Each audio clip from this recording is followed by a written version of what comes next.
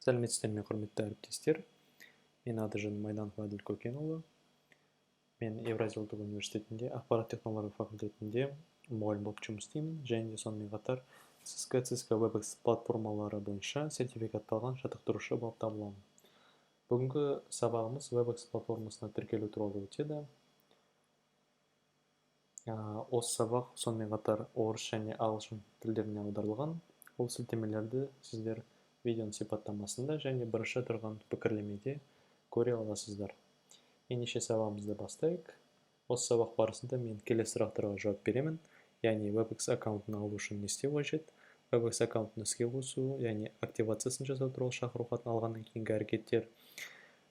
Тіркелуде қиындықтар туындаса қайда хабарласуға болады? WebEx платформасы туралы көбірек ақпарат қайдан алуға болады? Және де WebEx платформасы бойынша оқу материалдары қайда орналастырылады деген сұрақтарға жауап беремін. Ендеше бірінші сұрақтан бастайық. WebEx аккаунтын алу үшін сізге экранда көріп тұрған сауалнаманы толтырып, біздің аккаунт менеджерімізге жіберулеріңіз қажет. Бұл сауалнамаға сілтеме видеоның сипаттамасында және бірінші пікірлемеде орналасқан. Толтырғаннан кейін біздің аккаунт менеджерімізге, яғни Айнұр Хакимге осы электрондық поштаға жіберулеріңіз қажет. WebEx аккаунтын іске қосқаннан кейін Cisco WebEx платформасы сізге тегін нұсқасы 90 күнге жарамды болады. Ендеше тіркелу туралы толығырақ айтсақ, WebEx аккаунттарын іске қосылу тек біздің аккаунт менеджері арқылы ғана жүзеге асырылады. Яғни сіз өзіңіз тіркеу батырмасы арқылы WebEx аккаунтын жасай алмайсыз. Мысалы, webex.com сайтына кіріп, бұл жерде тіркелу батырмасын басқаннан кейін сіз тіркелесіз, бірақ WebEx өнімдері, WebEx қосымшалар сізге қолжетімді болмайды. Сондықтан бірінші сіз осы сауалнаманы толтырып, біздің аккаунт менеджерімізге жіберуіңіз қажет.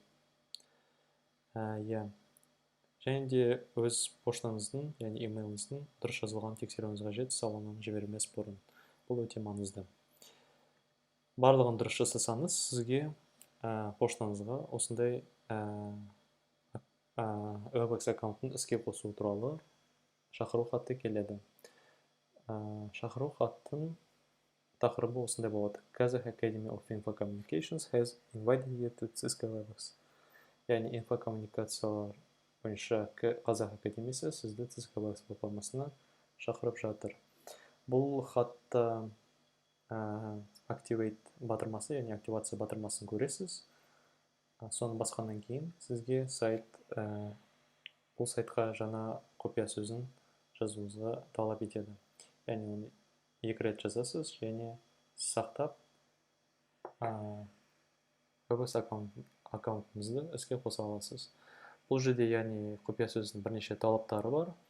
Яғни кемінде 8 белгі болу керек, 256 белгіден көп болмау керек, бір латын алфавитінде бір кіші әріп, латын алфавитінде бір үлкен әріп, кемінде бір сан және кемінде бір арнайы белгі. Арнайы белгі деп отырғанымыз бұл пайыз белгісі, доллар белгісі, жақша болуы мүмкін және де басқа да белгілер. Бұл жерде мен құпия сөздің мысалын келтірдім.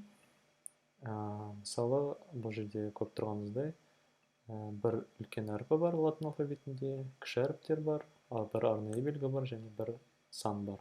Осы құпия сөзді мен терсем, 2 жолға сайт оны қабылдайды, және мен өз WebEx аккаунтымды іске қоса аламын.